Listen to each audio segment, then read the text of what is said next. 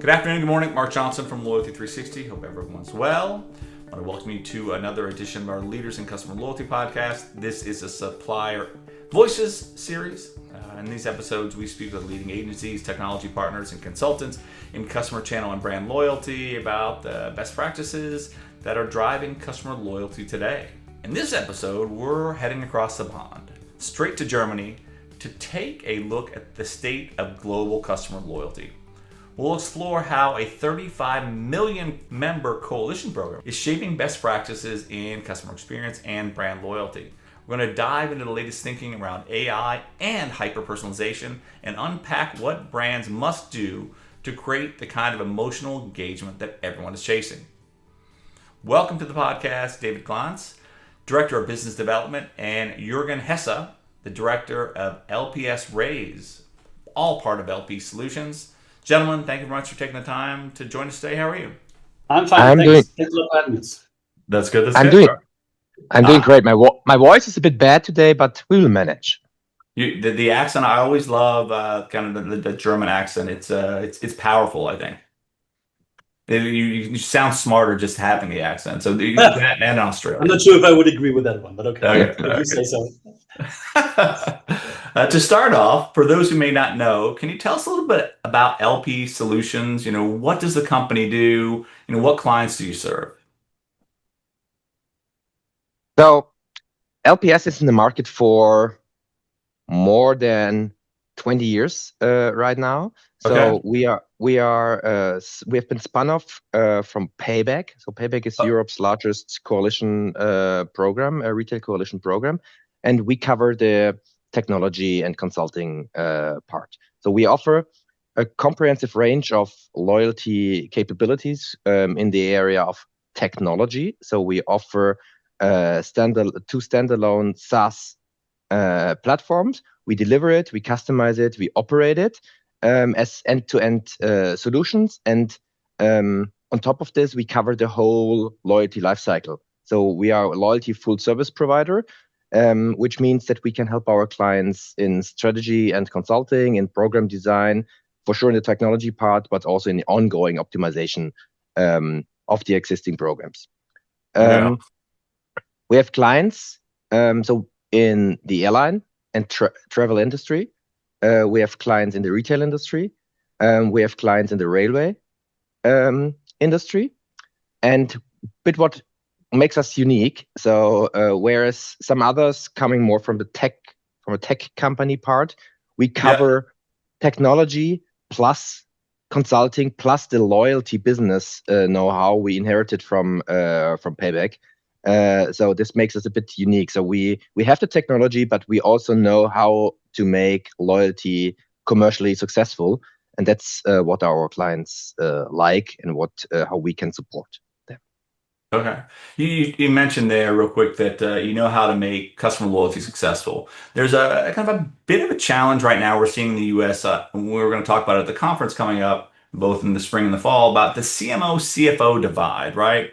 Where some CFOs want to change the value of the program, right? They're looking to maybe devalue the program, change the expiration dates, but that can have some significant deleterious impacts on the program going forward. So, how do you help brands do that? And you talked about strengthening customer relationships. How do you help them, make sure the program is performing in a way that kind of maybe keeps both the CMO and the CFO happy? I think maybe it's more a question for David because it's more prevailing currently in the airline industry where we have this discussion. In the retail industry, it's not so common right now. But David, maybe for the airline industry, I think you're more the expert on that one. Yes, I can take this. And yes, you're right. So on the one hand, loyalty is a cost factor from the CFO perspective and also from the revenue management, airline revenue management person perspective. On the other hand, it drives plannable, sustainable revenues and profits. So I think since COVID crisis, everyone knows the valuation of the program because they have been used as collateral to help the airlines to survive the crisis. So they had to uncover the real value of the programs. So what does it mean? Yeah. So from a CFO perspective, the costs in the program have to be plannable, and the costs, especially on the redemption side, needs to be managed somehow.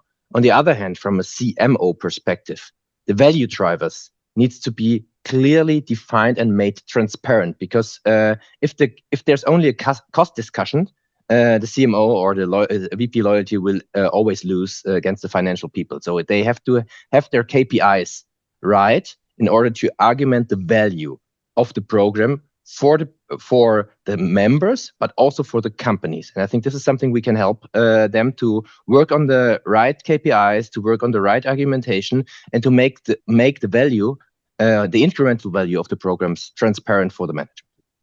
Excellent. Maybe what I would add is, I think you have to look at loyalty as a long-term game, and you need to have a long-term perspective. And of course, there can be always cost pressure that comes from the CFO. But specifically look at the redemption rate, redemption costs. I always see it as a kind of an investment into customer loyalty, because in the end, what drives the program and what drives the customer coming back is the relevance, and what the customer gets out of the program. And of course, there is a cost associated with the program. But only if you provide this really moments, this rewarding moments to the customers, they will come back and they will then give you the loyalty in the long term. So I always see it as a kind of an investment that you need to put in the loyalty that will pay off. But yeah, in the short term, it's sometimes difficult for the discussion with the CFO. That's awesome. And I think this, kind of leads to a kind of follow-up question. When you look at some of the services that you provide, you talked about consulting, having the right metrics, understanding the drivers, understanding the value proposition to both the CMO and CFO. When you look at LP Solutions, what are your unique value propositions that you have within customer loyalty and customer engagement that you bring to the brands, to your partners? I think what David mentioned at the very beginning is that we're not just a service or a software provider. We're a full service loyalty provider. And as David mentioned, we covered a lot of industries, from global airlines to omnichannel retailers. But I think what sets us apart is a little bit, besides our service portfolio, I think is that we are part of the Payback Group. So Payback Group, as David mentioned, is still the biggest and I think probably the most successful loyalty collision program worldwide. And it's serving here in 10 markets. Alone in Germany, we have like 35 million active customers, 18 million active app users. So, and we're part of the group. So, and loyalty is basically all in our DNA.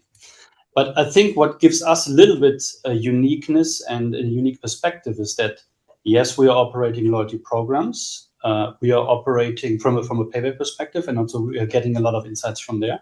So we are also an operator of our own loyalty programs. And on the other hand, we are a service provider that provides loyalty platforms to companies that operate their own program.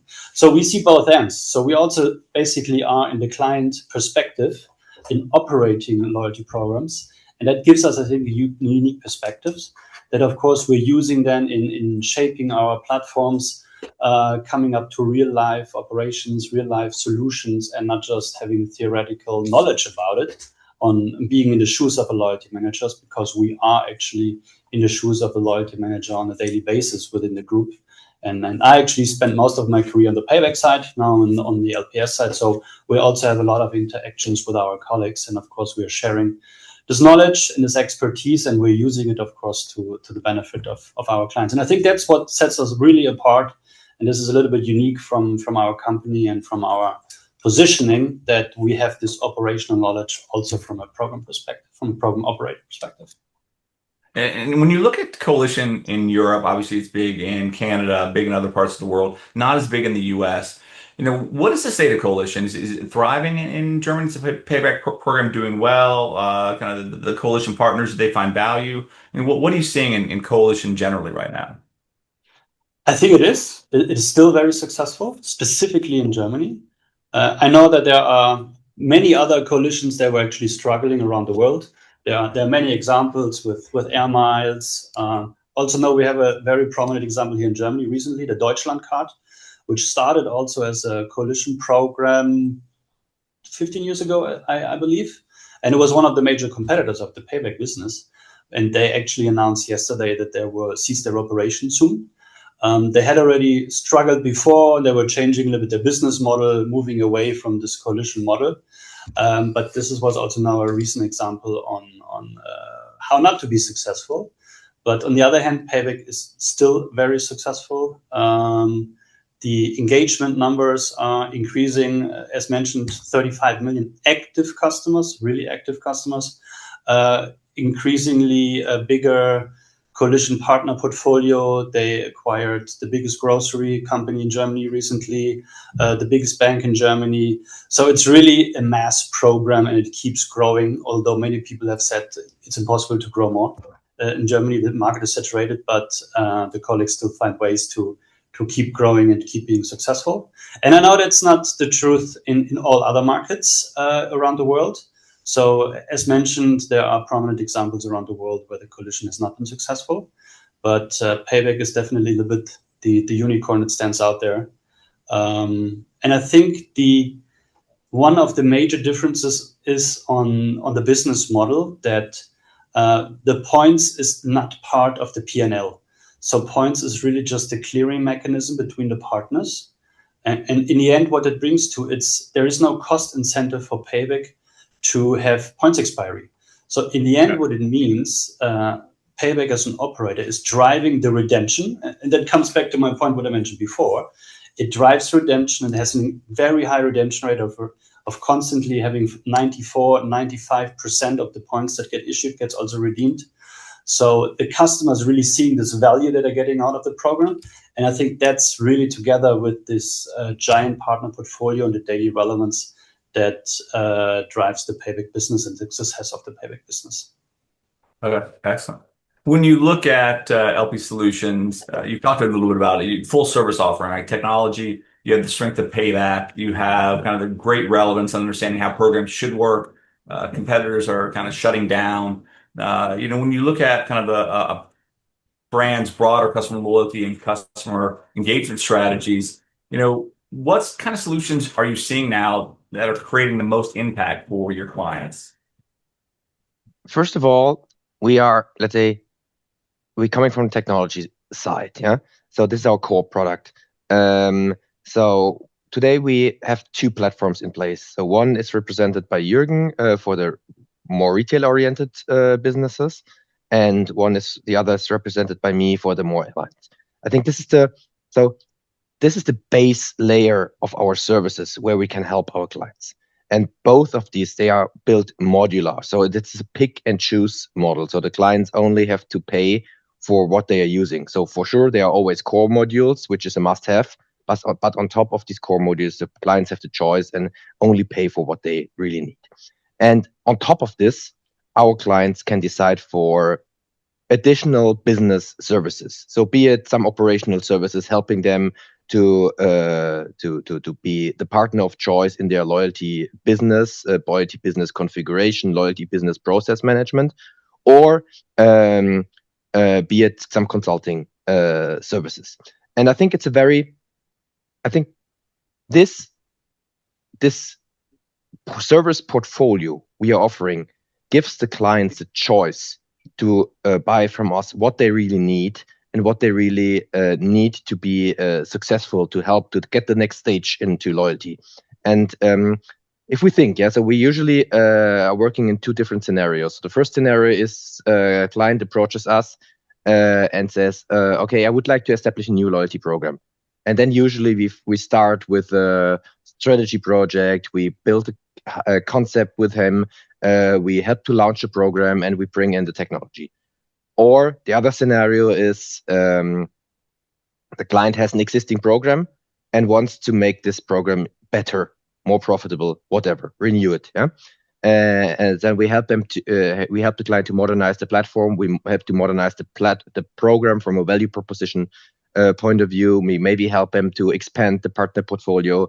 We help him to monetize the data and things like that. So in general, we see ourselves as a long-term partner for our clients, and we are helping them to continuously make the program or bring the program to the next level. Not only once, not only one shot, but let's say ongoing. So our client relationships are more or less 15, 20 plus years. We are not a company who's working with a client for 3 to 5 years and then fire and forget. So we are a long-term partner. That's awesome.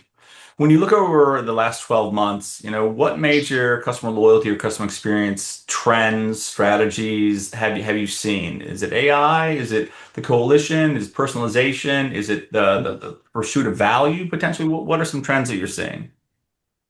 So yeah, more talking about the retail and the non-loyal industry. I think a few things that stood out from my point of view is definitely AI. I mean, I think that topic is omnipresent everywhere.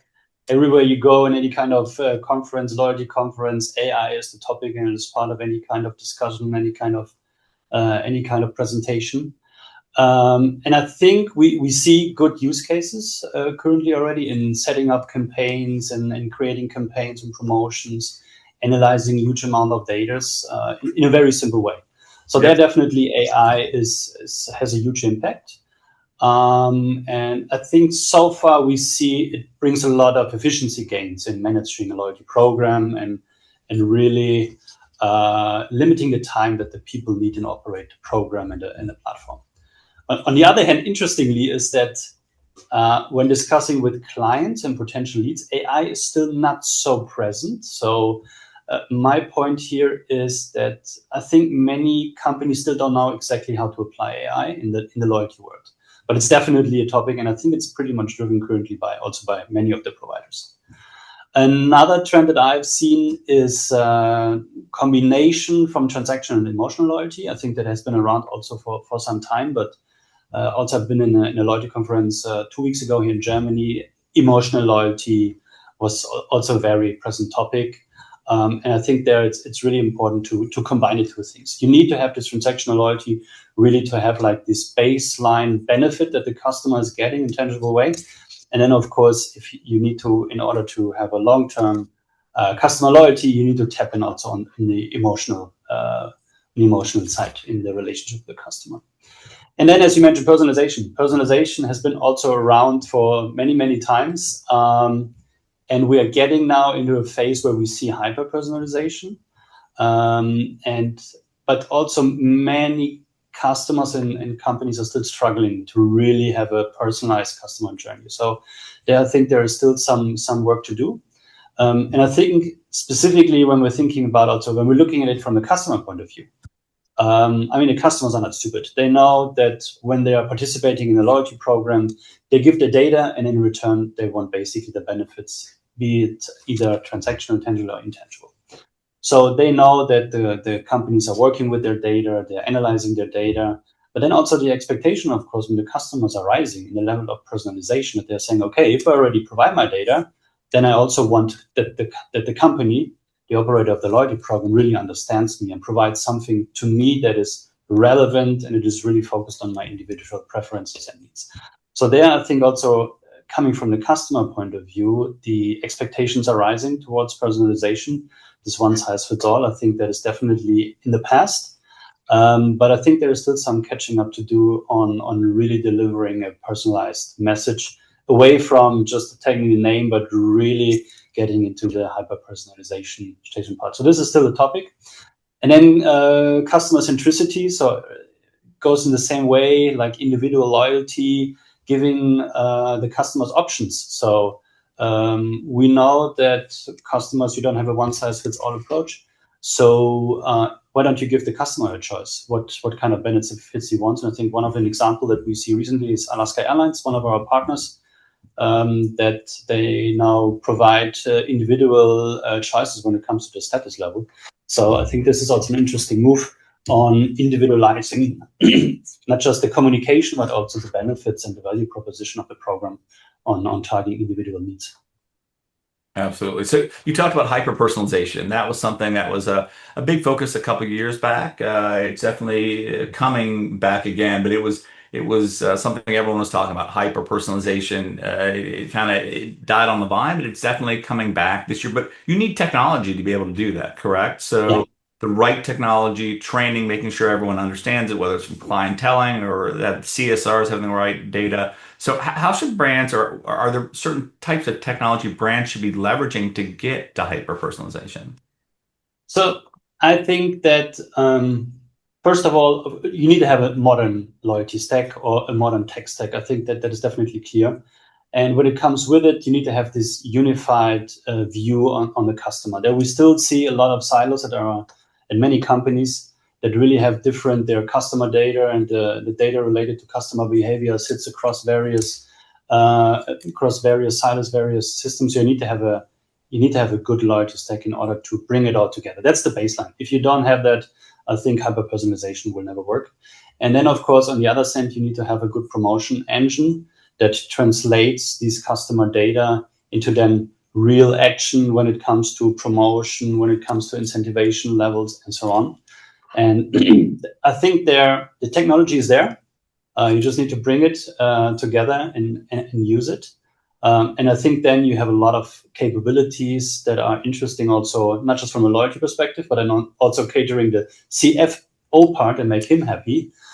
Because then really can play with incentivization levels. You can identify maybe a customer reacts already to an offer, and you don't need to spend so much from the redemption cost, from the reward cost, because let's talk about a points-based program. Maybe that customer already reacts giving a double points, while as you know, maybe somebody you need to give a little bit more, and you need to have a 4 times 5-fold points value. And then you can really play with these levels and identify, okay, what's really the threshold you need to invest in order to make sure a customer is reacting to your promotion. And then also the CFO is happy, because what you can see is then basically you hopefully get exactly the same result on the revenue side, but you have to invest less on your reward cost, for example. Okay. Do you have a couple of examples of brands who are using customer data and insights more effectively to create personalized and relevant experiences? Maybe some clients that you work with or clients that you interact with, that are using data in a productive and proactive manner. I think the best example that I know would be actually Payback, because they have such a very extensive set of transactional data, of course, and customer data coming from this huge amount of partner portfolio. So they have a lot of insights on the customers, and they're using it in a hyper-personalized way. In really examples that I mentioned before, it's actually some things that are being applied on the Payback side.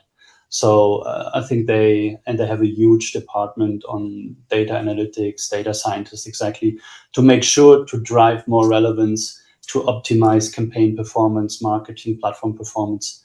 I think that is the best example that I've seen so far, and I don't know. Okay. Also from a US perspective or from your airline perspective, we are working for Alaska and for United, and I think both of them, yeah. So Alaska, after the merger with Hawaiian and the new program they recently launched, and with a very unique value proposition that you can on a personalized way. Set your, let's say, goals to get the status either via segments or via dollars spent or via miles flown. So this is the first step into we call this individual loyalty design. So it's not only personalization based on campaign level, it's also personalization based on loyalty mechanics levels, and this is something we see more and more. And I think in Alaska or in the airline industry in general, this is only the first step towards this concept. So we are talking to many airlines at the moment who are thinking in this way, and the technology is there. So today we can do this. Yeah, we can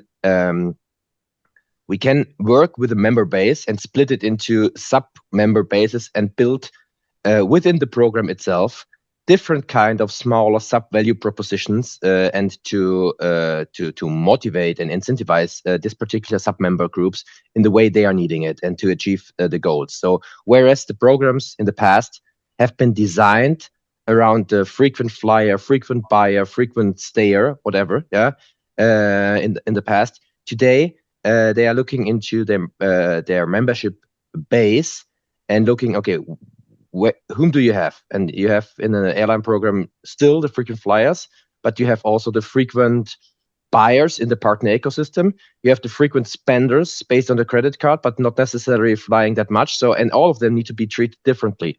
And then you have a Gen Z member who maybe is looking more into the gamification part of the program, is not motivated by the points and status mechanics. And I think you have to figure out and build your individual loyalty concept around this. And yes, based on the technology we have in place, we can support this. And I think this is a major trend, not only in the US, beyond. I think this is something which will be seen all over the world soon. When you look at the success that you have with clients, obviously being able to prove that the consulting is working and the program design is working, the technology is working, is very important, probably more so than ever, especially going back to that CMO-CFO divide that we talked about a little bit. When you look at how you measure success, how do you measure success of kind of your design work, the strategy, and how what are some maybe key performance indicators? Yeah, that's a very interesting question. It's not so tricky, not so easy to answer. There are some tricky parts of it, but let me try to break it down a little bit. So I think we have a lot of variety when we come to different customers, different sizes of our customers, different industries, but a few things always stand out, and they have in common. So we typically see three different areas. Let me start with the first one that is the least sexy. This is what we call operational excellence. So the program needs to be running, the technology needs to be running, real-time data processing. You want to have short time to market.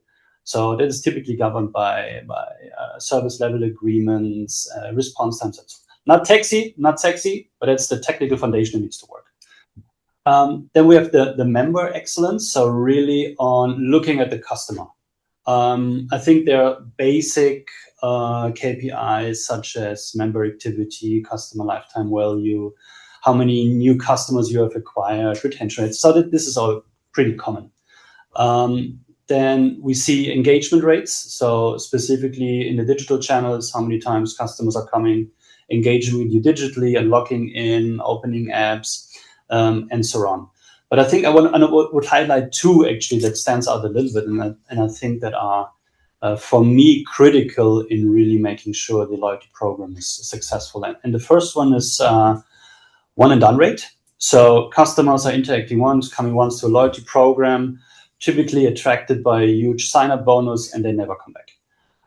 So we see that quite often. And I think here it's really important that the loyalty managers are focusing, having a good strategy, and to drive the customer really to come to a second, to a third transaction or engagement, or depending on what kind of program it is.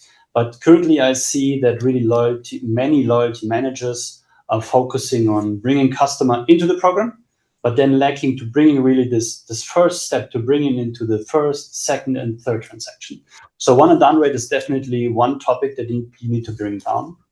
And the second one is, and I mentioned it already before, is for me is redemption rate. So redemption rate is critical because, as mentioned, it caters to the relevance of the program. If the program is not relevant to the customers, it will not be successful. The best way for me to measure customer relevance is the redemption rate. So it doesn't need to be necessarily in a points-based program where it's very easy to, of course, to measure, but it can also be how many customers are reacting to your campaigns, how many are really then redeeming certain amount of rewards that you're offering. And that's more the member side. And then to come also to make the CFO happy, it's the commercial aspect. And that's definitely the most tricky one, I would say. So a loyalty program, it's not an isolated area within the company, and the customer behavior gets influenced with various internal and external factors. So it's not so easy to really identify what's the incremental impact of a loyalty program on your P&L. One side, the cost side, is, I would say, rather easy and feasible to measure on a loyalty program. But the tricky part is, of course, the other side. So the positive impact on the incremental revenue and the profit. But there are some indicators and indications that some of our customers are using. I think the rather simple one is you compare the two big different customer segments. Customers that are within your loyalty program and customers that are not within the loyalty program. And of course, very simple ones like sales frequency, average order value, shopping basket, and so on. That works very well in the e-com business, where you have an online account and then you can make this comparison. And it lacks, of course, in the offline world, in the retail brick and mortar store, where you don't have this data on non-loyalty data. So that's a little bit tricky there. But at least it gives you an indication if you have the possibility to do so. And then I would say the another way to look into incremental revenue and to try to establish the program ROI is definitely the key challenge is attribution now. So you really need to estimate what kind of customers would have come without the program versus they wouldn't have come when you have a program. So this what if analysis, and I think this is definitely a trigger part to kind of identify this kind of behavior. And here companies that can use either long-term control groups or holdouts where basically actively they are not engaging within the program or not actually participating within the program to see really what's the incremental revenue and the impacts the program really had on the customer behavior. There are chances and there are ways to measure and look at the pre versus the post behavior when implementing a program, and some companies can do that. They either, if you have a customer history, then it's rather easy to do so. So you measure and you look at how was the customer behaving and interacting with you before he launched and he participated in the program versus afterwards. Again, easier in the e-com business, not in the real world. But there are other ways also to measure that. So what we have seen, for example, with some companies or isolated companies is they are working with market research companies. So there are like retail services and companies that are measuring the retail transactions here in Germany. So they have like a basket and then you identify yourself also within your shopping. So they measure basically on a household level all the expenditures. And there was a way to also connect the databases to identify in a GDPR compliant way to identify the behavior of these kind of customers before joining a program. And then you have a chance to make this comparison. So this is a little bit more the complicated way. But overall, that's definitely the tricky part because loyalty program, it's just not an isolated, it's not like an isolated part of the business, and the customer behavior has so many different influential factors. We see it more on our role in this whole discussion is more from a consulting perspective to help the customers understand, setting up good KPI framework, understanding what kind of behavior can be measured, what kind of KPIs, what kind of business outcomes you can expect, and really setting up a KPI framework and a measuring framework that fits to your business. So this is definitely where we can help. But yeah, measuring exactly the program ROI, there is no one-size-fits-all formula. I think you need to be very specific to the business and look what's the best way to come close to an indication. It will not be perfectly measurable. Makes sense. When you look at the clients you work with, when you start up with them, do you see one or two things that they may be doing poorly, or are there one or two things that brands should be considering doing that they're not doing that could have a pretty significant impact on their customer experience and customer loyalty efforts? If you were going to recommend, one or two things, I would say the usage of AI for personalization. This is something which really can be improved because the technology is there today, yeah.